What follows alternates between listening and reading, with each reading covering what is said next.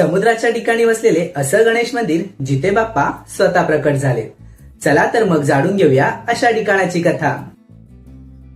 नमस्कार मित्रांनो, आज आपण आलो आहोत कोकणातील सर्वात प्रसिद्ध आणि चमत्कारिक मानल्या जाणाऱ्या गणपतीपुळे टेम्पल येथे.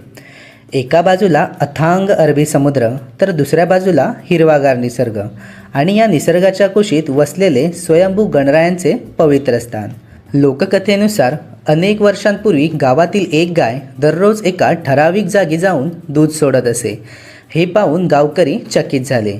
त्याच रात्री एका गणेश भक्ताला स्वप्नात बाप्पांनी दर्शन देत सांगितले, मी इथेच वास करतो. दुसऱ्या दिवशी त्या ठिकाणी शोध घेतला असता स्वयंभू गणेश मूर्ती आढळली आणि तेथून सुरू झाला गणपतीपुळेच्या मंदिराचा इतिहास. आज हे मंदिर लाखो भाविकांच्या श्रद्धेचे केंद्र आहे. समुद्राच्या लाटांचा आवाज, मंदिरातील भक्तिमय वातावरण आणि बाप्पांचे दर्शन हा अनुभव शब्दात सांगता येणार नाही. आणि सर्वात खास म्हणजे येथील गणराया समुद्राकडे मुख करून विराजमान आहेत, जे अत्यंत दुर्मिळ मानले जाते. तुम्ही कधी गणपतीपुळेला भेट दिली आहे का? कमेंटमध्ये नक्की सांगा. गणपती बाप्पा मोरया, मंगलमूर्ती मोरया.